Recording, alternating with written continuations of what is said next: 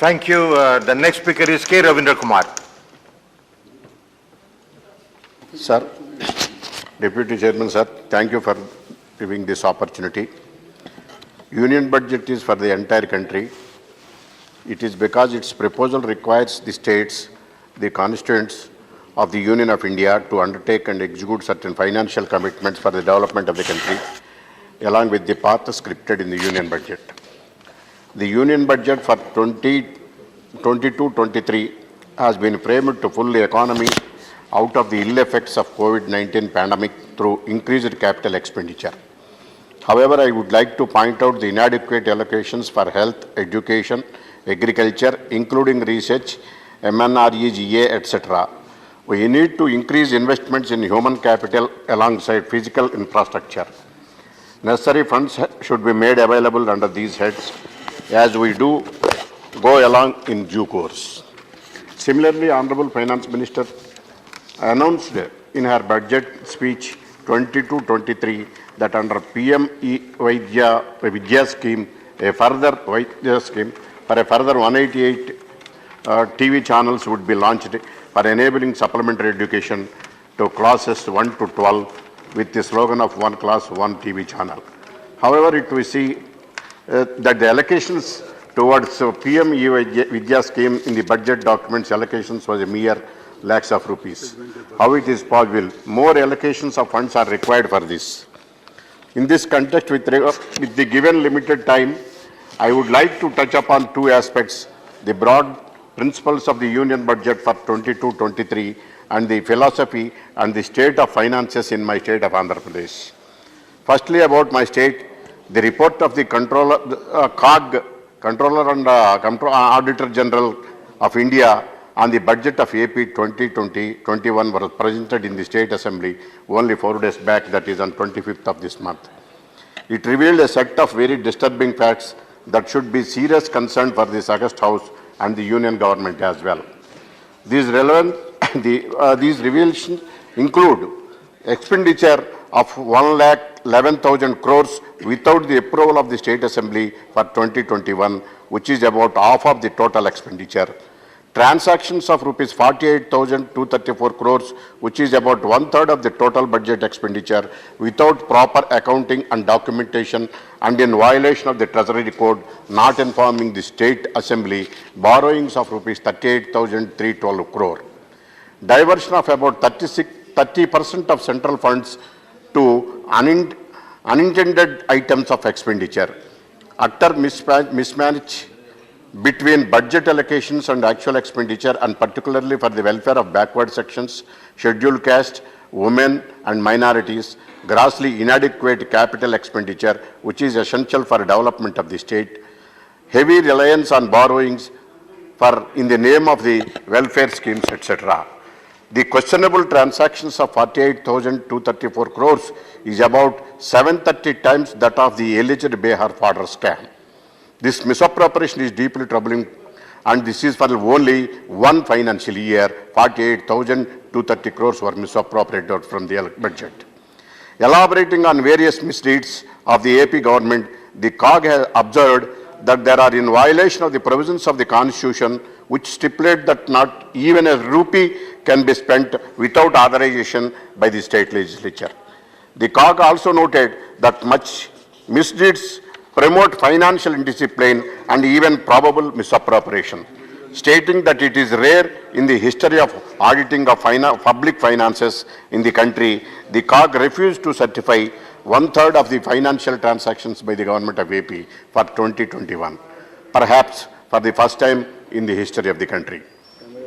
This August House needs to know why it is happening in a major and important state like Andhra Pradesh and what it amounts to.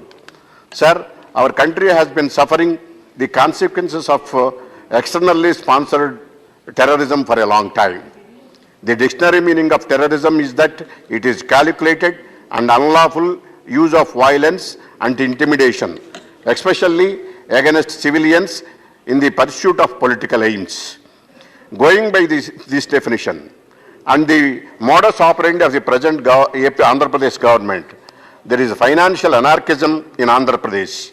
to serve the political interest of the ruling establishment in the state.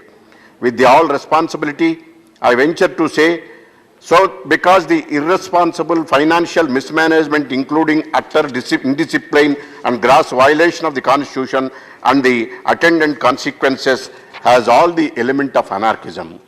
The consequences being a serious threat to the future of the people of the state, born out of a calculated consideration of the ruling establishment of severe their political objectives. Serve their political objects. The present government in AP is unleashing a quiet violence against the people of the state from gross misuse of the public finances for personal gains. The AP government has not so far responded on spending over 1 lakh crores without the approval of the State Assembly. On the expenditure not certified by the CAG, the state government only said it was only a book adjustment. These defences did not seem to have been accepted by the court. The arrest of this financial anarchism in AP, the central government should seriously consider imposing financial emergency in the state under Article 360 of the Constitution of India in the interest of the state of AP. Otherwise, the present and future of the people of the state will be seriously endangered. We cannot keep quiet when the AP government has unleashed a serious attack on our Constitution and our Parliament in the form of violation of the acts made by it, like the Fiscal Responsibility and the Management Act, and recommendations of the Finance Commission regarding the disclosure of borrowings, etc. Regarding allocations for my state of AP, the High Court has clearly stated that only Amaravati can only be the capital of the state. In my view, the state government did not choose to go and appeal to the Supreme Court on the judgment passed by the Division Bench of Andhra Pradesh High Court at present, but discussed the judgment of Division Bench of Andhra Pradesh High Court in the State Legislative Assembly and undermined the judiciary, particularly AP High Court, which is not warranted. The Honorable High Court categorically declared that the Andhra State Legislature has no legislative competency to enact any law for shifting the organs of the state, since the capital of Amaravati has been established pursuant to the Article 4 of the Constitution of India, read with 6 and 94 Clause 3, Clause 4 of the Andhra Pradesh Reorganization Act, which was enacted by the Parliament and issued mandamus directing the government of Andhra Pradesh to develop the Amaravati capital region by providing all infrastructure facilities, etc. Instead of implementing the same, the state government made an attempt to attribute some motives to the High Court in the name of discussion on the powers of the legislature. However, it is high time to develop Amaravati capital. So I urge the central government and the Honorable Finance Minister to ensure substantial allocations for the development of the capital of Amaravati.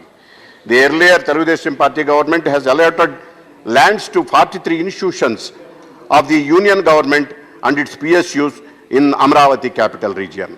I appeal to the Honorable Prime Minister and the Finance Minister and the concerned ministers to do the needful for quick launches of these institutions. Sir, Vizag Steel Plant, with regard to the great concern of the people of Andhra Pradesh, the disinvestment proposal and privatization with regard to the Vizag Steel Plant, I request the Honorable Finance Minister to drop such proposal and continue as it is. Sir, I want to make it a political, with regard to the point with regard to cess and surcharge. The 80th Constitutional Amendment provides for all central taxes except the surcharge and cess to be shared between the centre and the states. That means cess and surcharge will not be a part of the divisible pool. Till 2015-16, surcharge and cases were just 5 to 6% of the gross tax revenue. Now it has increased more than 9% of the GTR, gross tax revenue. So the intention of imposing surcharge and cess instead of imposing taxes to avoid sharing of the tax with the states, this has to be relooked and reviewed. So, sir, finally, I appeal the government to do the needful and save the people of Andhra Pradesh from the financial anarchism of the state government and secure their future, if necessary, by invoking Article 360C, by imposing financial emergency in the state of Andhra Pradesh. Thank you, sir. ఇలాంటి మరిన్ని వీడియోలు కావాలనుకుంటున్నారా? అయితే subscribe చేసి పక్కనే ఉన్న bell సింబల్ను click చేయండి.